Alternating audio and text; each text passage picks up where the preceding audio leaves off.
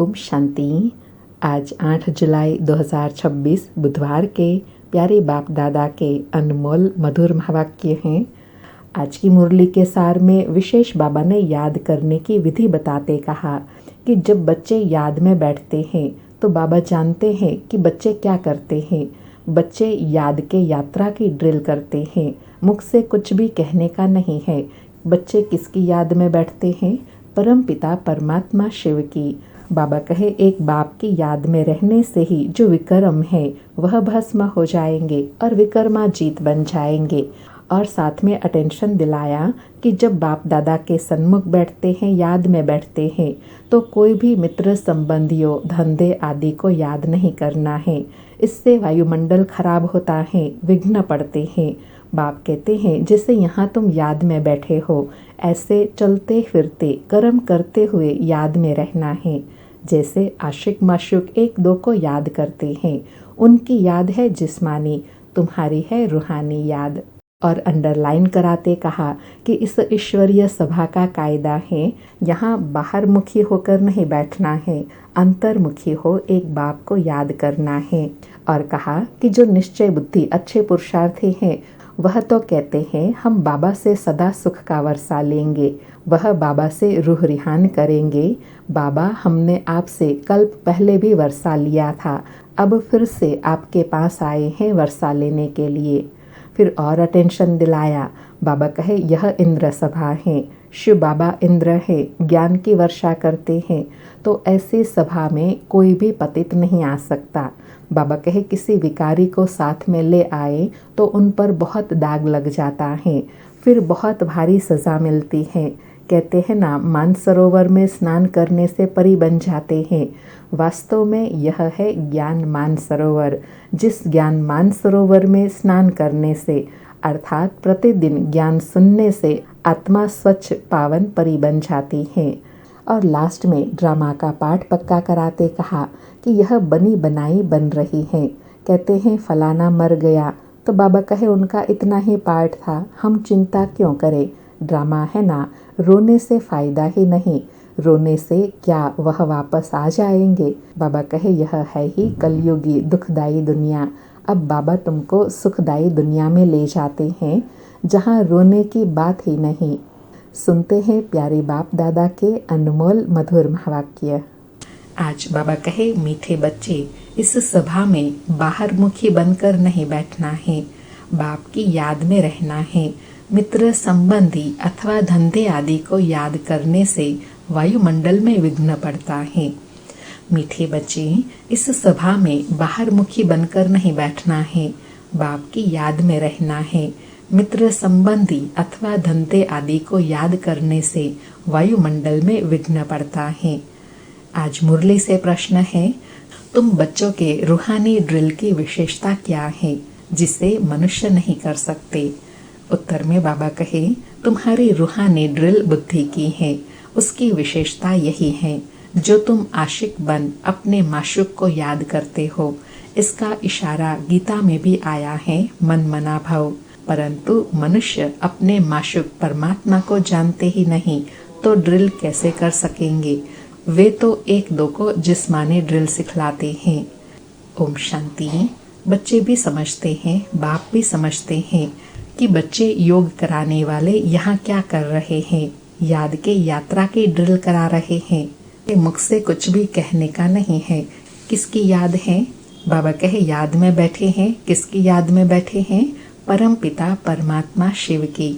उनकी याद में रहने से हमारे जो भी विक्रम हैं वह भस्म हो जाएंगे और विकर्मा जीत बन जाएंगे, जितना जो याद की ड्रिल में रहेंगे। बाबा कहे विक्रम भी विनाश तब होंगे जितना ज़्यादा याद में रहेंगे। यह आत्मा की ड्रिल है, शरीर की नहीं। भारत में जो भी ड्रिल सिखाते हैं वह सब जिस्मानी, यह है रूहानी। इस रूहानी ड्रिल को तुम बच्चों के सिवाय कोई जानते ही नहीं। रूहानी ड्रिल का इशारा गीता में भी है। कौन सा इशारा है? मन मना भाव का इशारा। भगवान वाच अथवा भगवान के बच्चों का भी वाच है। तुम अभी भगवान शिव बाबा के बच्चे बने हो ना। बच्चों को फरमान मिला है, कौन सा? माम एकम याद करो। बाप भी ड्रिल सिखलाते हैं, बच्चे भी यही ड्रिल सिखलाते हैं। कल्प पहले भी बाप ने यही कहा था। क्या कहा था कि मुझ बाप को याद करो। इसमें घड़ी घड़ी कहने की दरकार नहीं है, परंतु कहना पड़ता है। बाबा कहे कहने की दरकार नहीं, परंतु कहना पड़ता है। क्यों? क्योंकि बच्चे बार बार भूल जाते हैं। बाबा कहे यहाँ बैठे कोई अपने मित्र संबंधियों धंधे आदि को याद करते रहते हैं तो वायुमंडल में विघ्न डालते हैं। बाप कहते हैं जिसे यहाँ तुम याद में बैठे हो, ऐसे चलते फिरते कर्म करते हुए याद में रहना है। बाबा अंडरलाइन करा रहे हैं कि कैसे याद होनी चाहिए। जो बाप दादा के सन्मुख बैठने से कैसे श्रेष्ठ स्थिति बन जाती है, ऐसी श्रेष्ठ स्थिति कर्म करते चलते फिरते अनुभव हो। बाबा कहे जैसे आशिक माशुक एक दो को याद करते हैं, उन्हों की याद है जिस्मानी, तुम्हारी है रूहानी याद। आत्माएं भक्ति मार्ग में भी आशिक होती है परम पिता परमात्मा माशुक की, परंतु माशुक को जानते नहीं है, न अपनी आत्मा को जानते हैं। माशुक बाप आया हुआ है, भक्ति मार्ग से लेकर आत्माएं आशिक बनी हैं। यह है ही आत्माओं और परमात्मा की बात।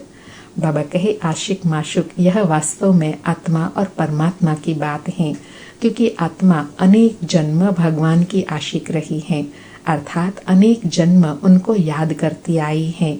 बाबा कहे बाप बच्चों को सन्मुख कहते हैं, तुम आशिक मुझ माशुक को याद करते हो कि बाबा आओ, हमको आकर दुख से लिबरेट करो और अपने शांति धाम ले चलो।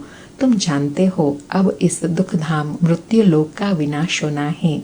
अमर लोक जिंदाबाद, मृत्यु लोक मुर्दाबाद। तुम अभी ब्राह्मण बच्चे बने हो, तुम्हारे में भी नंबरवार पुरुषार्थ अनुसार है। तुम बच्चों को पूरा निश्चय होना चाहिए। कौन सा? कि हम अब नरकवासी से स्वर्गवासी 21 जन्म लिए बनते हैं। कोई मरता है तो कहते हैं स्वर्गवासी हुआ, परंतु कितने समय के लिए स्वर्गवासी हुआ यह कोई भी नहीं जानते हैं। अब तुम पुरुषार्थ कर रहे हो स्वर्गवासी बनने के लिए। यह कौन निश्चय कराते हैं? बाबा कहे यह कौन समझाते हैं व निश्चय कराते हैं? वह है गीता का भगवान, परंतु वह तो एक ही निराकार होता है। मनुष्य तो समझते हैं निराकार तो निराकार ही है। वह कैसे यहाँ आकर सिखाएंगे? बाप को न जानने के कारण ड्रामा अनुसार श्री कृष्ण का नाम भूल से डाल दिया है। श्री कृष्ण और शिव का संबंध इस समय नजदीक है। बाबा कहे शिव जयंती होती है संगम पर, फिर कल होंगी श्री कृष्ण जयंती। शिव जयंती है रात में, कृष्ण जयंती है सवेरे, उनको प्रभात कहेंगे।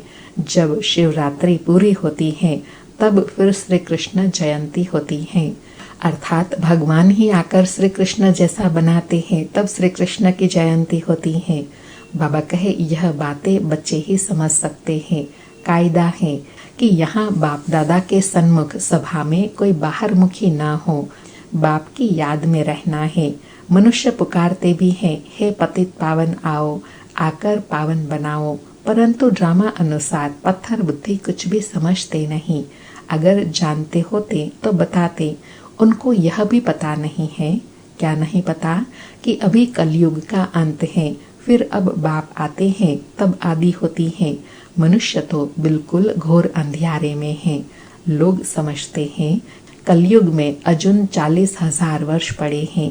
बेहद का बाप समझाते हैं, हद का बाप कब पतित पावन हो न सके। बापू नाम तो बहुतों के रख दिए हैं, बुजुर्ग को भी बापू अथवा पिताजी कहते हैं। यह रूहानी पिताश्री तो एक ही है जो पतित पावन ज्ञान का सागर है। बच्चों को पावन होने के लिए ज्ञान चाहिए। पानी में स्नान करने से कोई पावन थोड़े ही बनेंगे।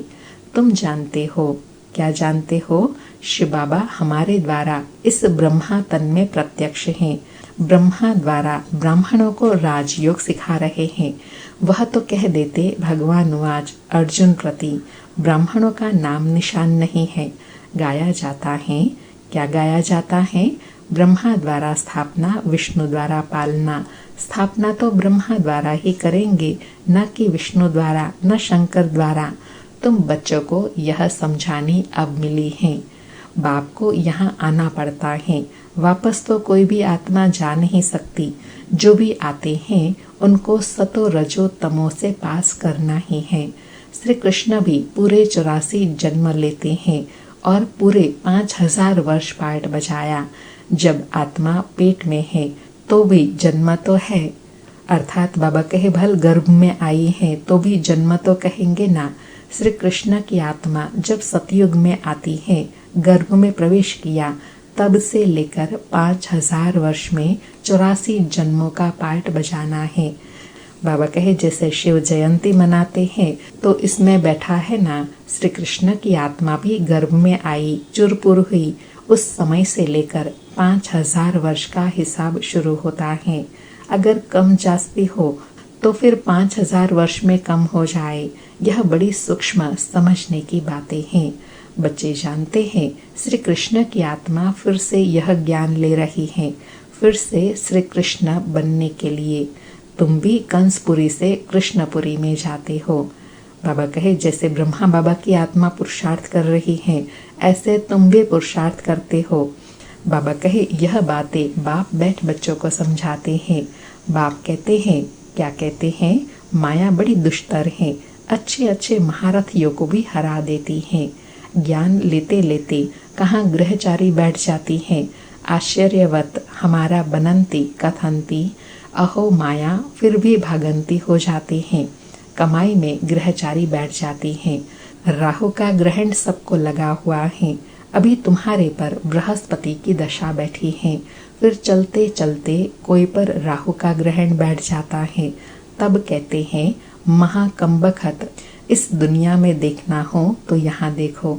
क्यों ऐसे कहा जाता है? क्योंकि बाबा कहे मैं जो इतनी ऊंच सर्वश्रेष्ठ प्राप्ति कराने आया हूँ, फिर भी मुझ बाप को भूल जाते हैं। बृहस्पति की दशा होने के बाद भी फिर राहु की दशा अपने पर बिठा लेते हैं। इसलिए बाबा ऐसे कहते हैं। बाबा कहे तुम्हारी आत्मा कहती है हम बाप से सदा सुख का वर्षा ले रहे हैं। बाबा आपसे कल्प पहले भी वर्षा लिया था, फिर से अब बाप के पास आए हैं। बाबा कहे जो निश्चय बुद्धि बच्चे हैं वह तो ऐसे चिंतन करते हैं कि बाबा कल्प पहले भी हमने आपसे वर्षा लिया था, अब फिर से वर्षा लेने आए हैं। बाबा कहे बाप ने समझाया है, बाहर तुम्हारे सेंटर पर बहुत आएंगे समझने के लिए। यहाँ यह है इंद्र सभा। इंद्र शिव बाबा है ना, जो ज्ञान वर्षा बरसाते हैं। बाबा कहे तो ऐसी सभा में पतित कोई आ नहीं सकता। सब्ज परी पुखराज परी जो ब्राह्मण या पंडा बन आती है, उनको कहेंगे अपने साथ कोई भी विकार में जाने वाले को नहीं ला सकते हो, नहीं तो दोनों रिस्पॉन्सिबल हो जाते हैं। किसी विकारी को साथ ले आए तो उन पर बहुत दाग लग जाते हैं, फिर बहुत भारी सजा मिल जाती है। परियों के ऊपर बहुत रिस्पॉन्सिबिलिटी है, अर्थात टीचर्स के ऊपर रिस्पॉन्सिबिलिटी है कि वह धारणा युक्त योग युक्त आत्माओं को ही बाप दादा मिलन के लिए ला सकते हैं। बाबा कहते हैं मानसरोवर में स्नान करने से परी बन जाते हैं। वास्तव में यह है ज्ञान मानसरोवर। बाबा मनुष्य तन में आकर ज्ञान वर्षा बरसाते हैं। ज्ञान सागर है ना, तुम नदियाँ भी हो, सरोवर भी हो। ज्ञान सागर इसमें बैठ बच्चों को लायक बनाते हैं स्वर्ग में जाने के लिए। बाबा ने मानसरोवर का भावार्थ बताया कि शिव बाबा ब्रह्मा तन में आकर जो ज्ञान देते हैं, अर्थात ज्ञान की जो वर्षा होती है, उस ज्ञान वर्षा में स्नान करने से आत्मा परी बन जाती है। यह सच्चा सच्चा मानसरोवर है। बाबा कहे स्वर्ग में है श्री लक्ष्मी नारायण का राज्य। यह है प्रवृत्ति मार्ग का एम ऑब्जेक्ट। कहते हैं हम दोनों ज्ञान चिता पर बैठ लक्ष्मी नारायण बनने वाले हैं। ऊंच पद पाना है ना। बाबा कहे आधा कल्प आत्माएं तड़पती रहती हैं। बाबा आओ, आकर हमको राजयोग सिखाई पावन बनाओ। बाप इशारा देते हैं। बाबा कहे तुम पुकारते हो और बाबा पावन बनने का इशारा देते हैं सन्मुख आकर। बाबा कहे भारतवासी जो देवी देवताओं को मानने वाले हैं, उन्होंने जरूर 84 जन्म भोगे हैं। जो देवी देवताओं के भगत हैं, कोशिश कर उनको समझाओ। बाप कैसे आकर 3 धर्म स्थापन करते हैं। ब्राह्मण, सूर्यवंशी, चंद्रवंशी 3 धर्म बाप स्थापन करते हैं। आधा कल्प फिर और कोई धर्म स्थापन नहीं होता है। बाबा कहे फिर बाद में आधा कल्प में कितने मठ पंथ आदि ढेर के ढेर स्थापन होते हैं। कहाँ आधा कल्प में एक धर्म, सो भी संगम युग पर भविष्य के लिए राजधानी स्थापन करते हैं। वह सब पुरानी दुनिया में ही अपना धर्म स्थापन करते हैं। यहाँ बाप आधा कल्प के लिए एक धर्म की स्थापना करते हैं। कोई और में पावर नहीं। बाबा कहे इतनी पावर और कोई में नहीं जो आधा कल्प एक धर्म कायम रहे। बाबा कहे बाप तुमको अपना बनाकर सूर्यवंशी, चंद्रवंशी घराना स्थापन कर बाकी सबका विनाश करा देते हैं। सभी आत्माएं शांति में चली जाती हैं। तुम सुख में जाते हो। उस समय दुख कोई है नहीं। जो गॉड को याद करे, यह ज्ञान भी तुम्हारी बुद्धि में है। अभी संगम पर तुम जानते हो बाप जो ज्ञान का सागर है, वह नॉलेज दे रहे हैं। सागर तो एक ही है। तुम अपने को सागर नहीं कहलाएंगे। तुम उनके मददगार बनते हो, इसलिए तुम्हारा नाम है ज्ञान गंगाए। बाबा कहे बाकी वह है पानी की नदियाँ। बाप कहते हैं मुझ सागर के तुम बच्चे काम चिता पर बैठ जल मरे हो, अर्थात पतित बन पड़े हो। अब फिर मुझे याद करने से ही तुम पावन बनेंगे। यह सृष्टि का चक्र 5000 वर्ष का है। यह भी किसी को पता नहीं है। सृष्टि का चक्र पूरे 4 भाग में है। 4 युग है ना। यह संगम युग है कल्याणकारी। कुंभ कहते हैं ना, कुंभ कहा जाता है मेले को। नदी आकर सागर से मिलती है।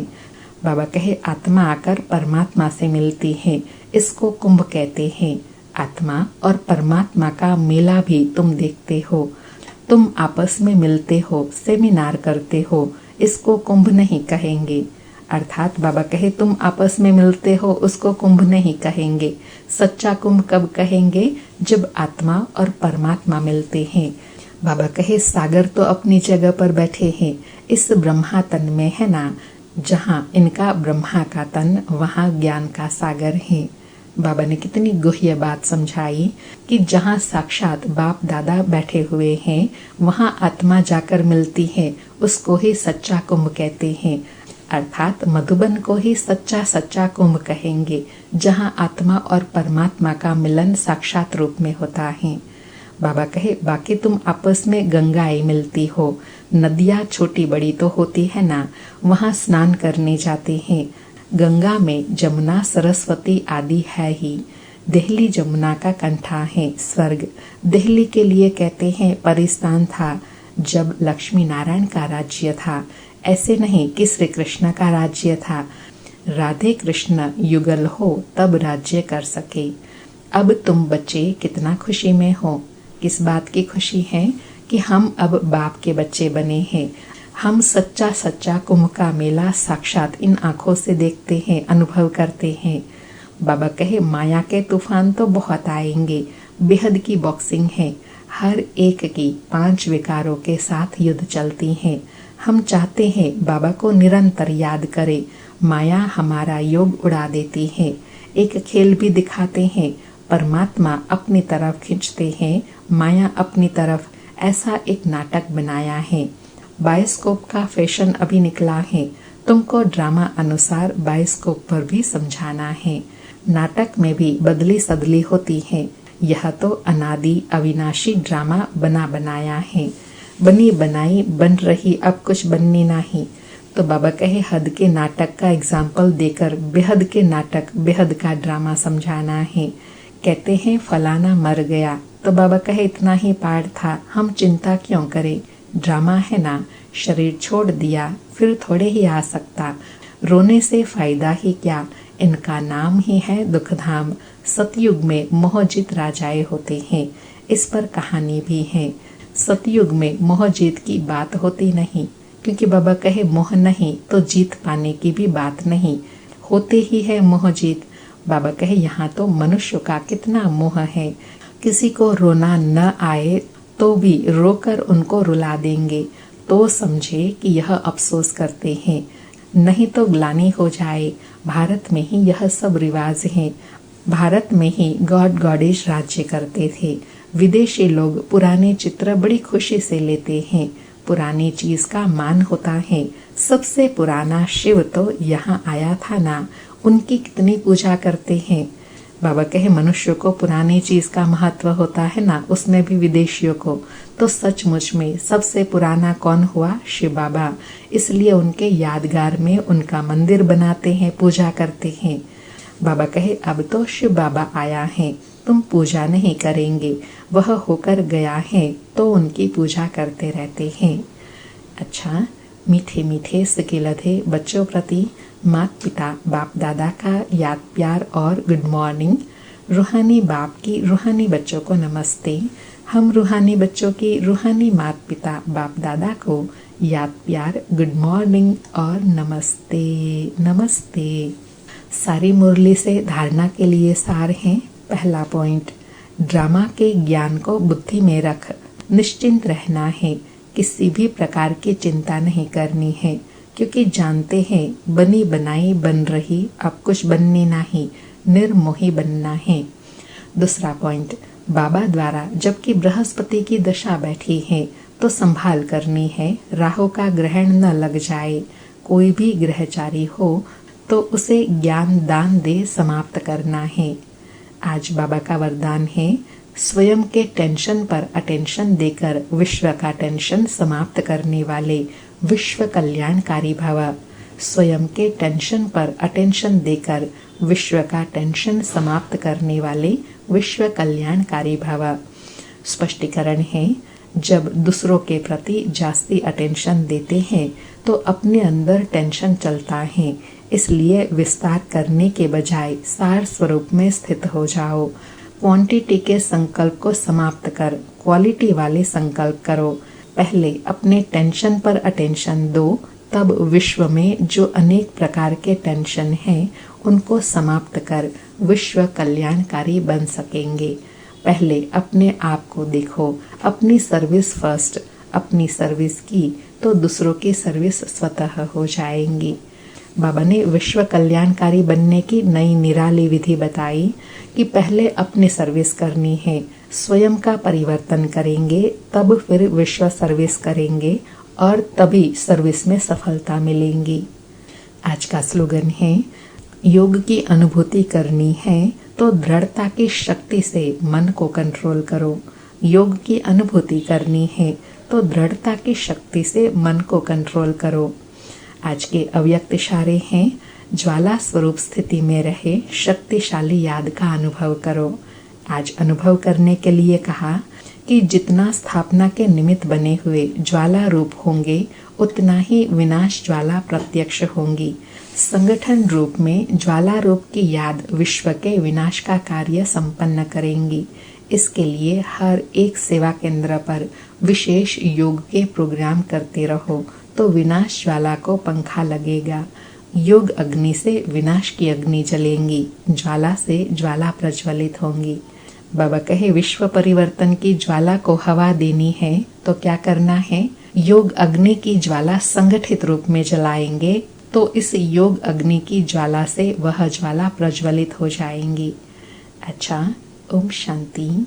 शुक्रिया बाबा, शुक्रिया।